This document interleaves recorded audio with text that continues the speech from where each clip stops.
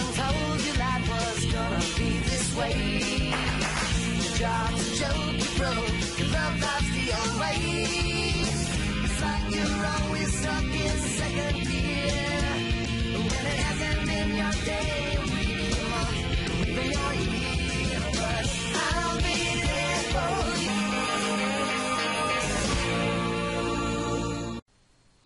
Welcome back. Orale way! We are now moving to the Mexican Revolution. Hopefully you survived my last exam.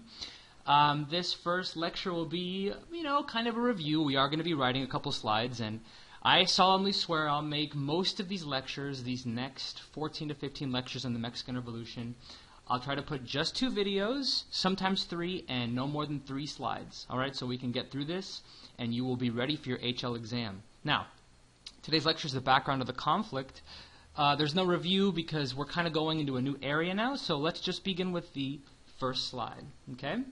So let's just pause so you can write it down. All right, let's talk about the global context. What's happening outside while the Mexican Revolution is happening? So, first things first, this Mexican Revolution, it spans roughly from about 1910 to about 1940.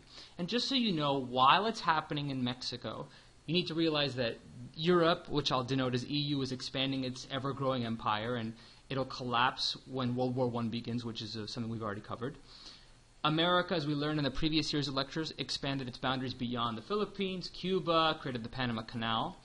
And as you'll be learning soon, or maybe you've already begun learning in World War II, the fact that the economy crashed would plant the seeds for World War II, for fascism to take over, for folks like Hitler to be able to get the hearts and minds of the German people who want to get out of their economic disarray. So, the economic growth and stability in Mexico in the early 1900s, when a man named Porfirio Diaz is in power, would attract many investors, people that want to invest in the railroads, the textiles, etc.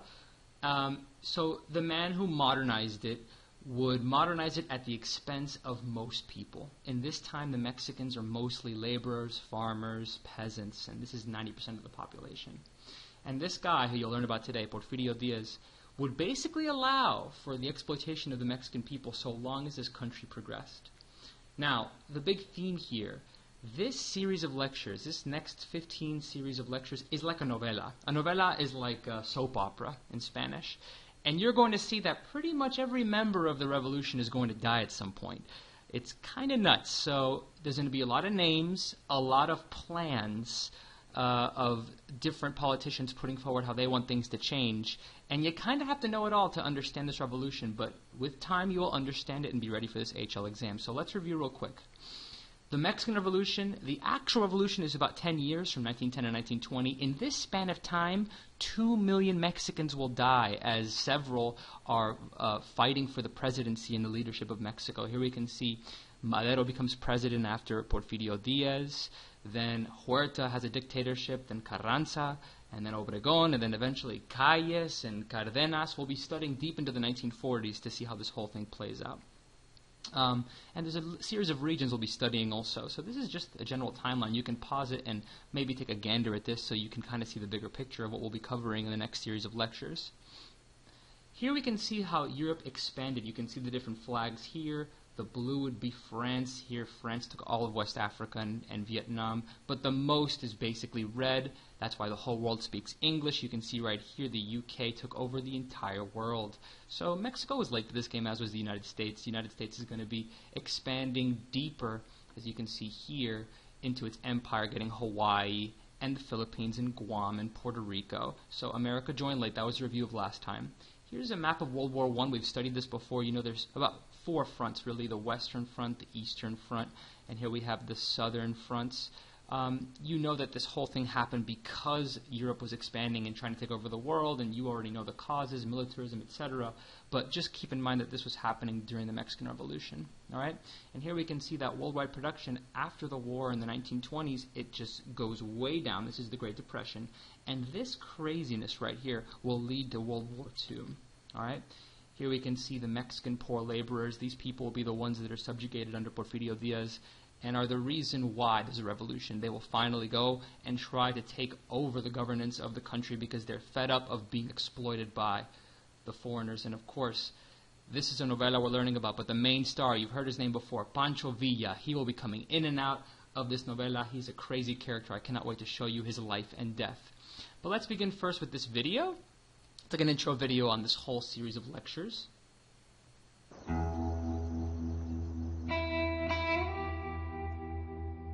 Tierra, agua, libertad,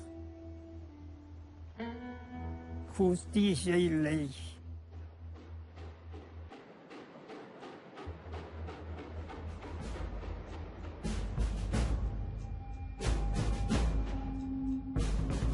From the moment it wins its independence from Spain in 1821, Mexico is buffeted by instability and war. In the Mexican-American War of 1848, it loses half of its land to the U.S. Then, 2 decades later, France invades and installs a monarch. Near the end of the 19th century, 2 decades of peace. But at the dawn of the 20th century, as political turmoil boils over in Russia, China, and elsewhere, Mexico erupts once again. This time, it's a deluge of violence that will claim nearly 2 million victims, a cataclysmic revolution that will change Mexico forever.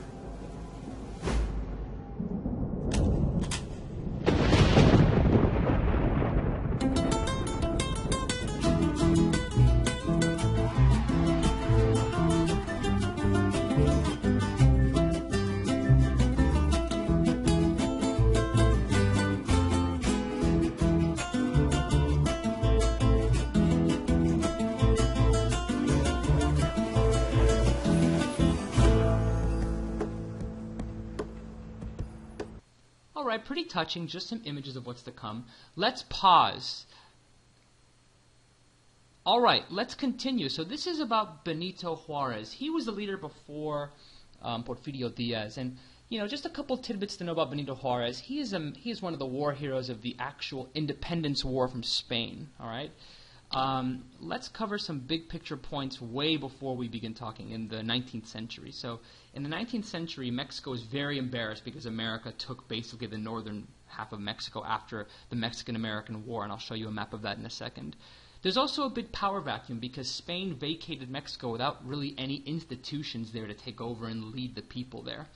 And who took over that vacuum once the Spanish government left? The Catholic Church. And as you can imagine, in the 19th century, the Catholic Church was not as holy, if you will. It owned a lot of land, and its priests advocated for political parties that generally kept the rich in power. So not the holiest time in the 19th century with the Catholic Church. Now, Benito Juarez, a war hero of the War of Independence, had a mixed legacy. Now, he did a lot of great things. He advanced human rights. He was himself a mestizo, someone of both indigenous and European descent. He also advanced the idea of a democracy, and he did his best to reduce the control the church had in Mexico. But also, he stayed in power 5 times. He did manipulate votes to stay in power. And Porfirio Diaz comes into the picture in 1871. There was a tie between him and Juarez for the election. And when there's a tie in Mexican politics in this time, because there was no constitution that was strong enough yet, it would basically go to Congress to decide. And because Congress was full of Juaristas, people that supported Benito Juarez, they chose Juarez to be their president yet again. But unfortunately for him, he died the next year. So Porfirio Diaz, who was the runner-up, then became the president. Ironically, he was on a platform of no re-election of presidents. Porfirio would have one of the longest presidential reigns of all time for Mexican history. So it's kind of ironic how this is going to work. As the Mexicans say, el que no tranza no avanza. This means he who does not cheat does not win. So here we can see the Spanish colonial empire. It did consist of Peru and New Spain over here. All of this was Spanish. That's why we call these places California, Nevada. These are all Spanish-sounding places. Arizona. This all was taken away from Mexico after the Mexican-American War. Here we can see the Texas annexation. Texas was also part of Mexico. So they lost all this when they lost to us. We bought it for about $15 million, as we've learned in the past. Here we can see the Catholic Church's involvement. In the modern age, of the 100 million Mexicans, 90% are Catholic. And it's still, this is a modern article. It's still a problem today, but it was really a problem in its history, how involved the Catholic Church was.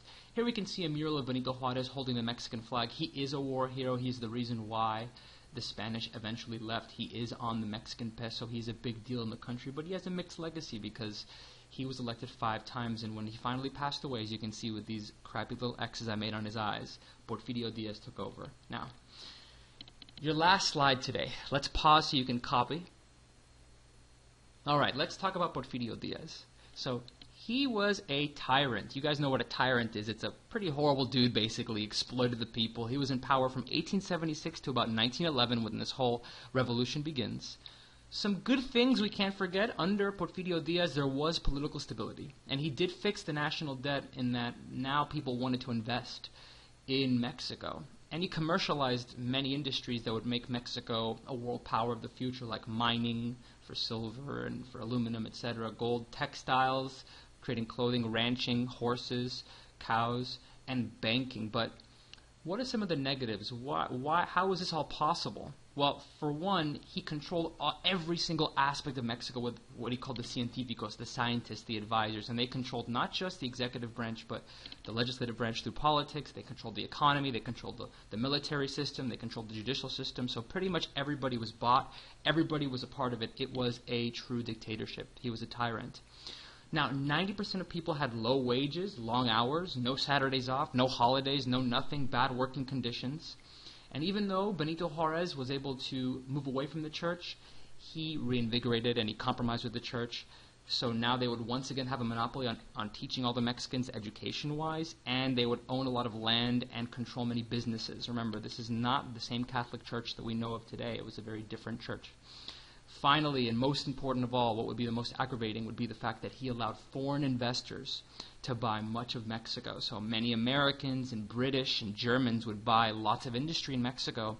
They would reap the benefits, and the poor Mexicans got nothing. So although it was stable, although there was political stability for those 35 years, it was a playground for foreign investors, and only those that were in Porfirio Diaz's close circle really reaped any benefits. So we can look at him as two ways. Some look at his legacy as a reformer who modernized the country. Think of, in American history, the captains of industry like Rockefeller and Carnegie. But most Mexicans now, with hindsight, look at him and his científicos as those who made themselves incredibly rich at the expense of the majority, the poor rural peasant class that basically were indentured servants to the nation. Now, who will take advantage of this the most? As you can imagine, the United States did. We bought up all the railroads, we bought up a lot of the oil there, and we made a lot of money off of it. Now, here's one last video today on the científicos. In 1876, reeling from nearly a century of conflict, Mexico elects Porfirio Diaz president. For more than 30 years, he will rule Mexico with an iron fist in what will become known as the Porfiriato.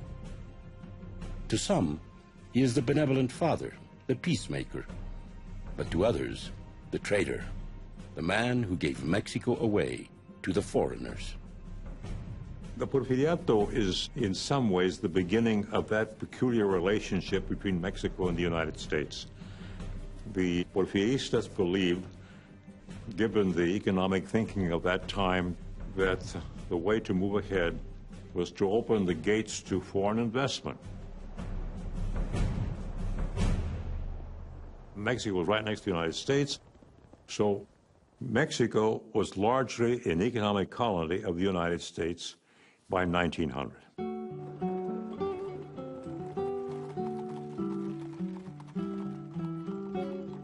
The center of power during the Porfiriato is Mexico City. Here, Diaz surrounds himself by a group of technocrats known as the científicos. This circle of power controls much of the nation's wealth, with little regard for anyone outside their circle. The científicos were the people who implemented his economic policies. These were the people who wrote the legislation for the passage of laws. These were the people who put together the contracts between the Mexican government and foreign companies and so on. They were elitist. Some of them were racist. That is, they believed in the notion that the biggest problem that Mexico faced was its backward Indian population.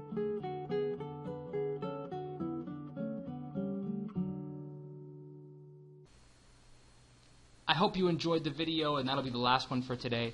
Next time we'll be talking about life, more complicated life under Porfirio Diaz. We'll be talking about the specifics, the agriculture, the issues with that, the issues with the mining and textiles. And we will plant the seeds for the revolution to come. Hopefully you've enjoyed this. Órale, way, and I hope you have a good one.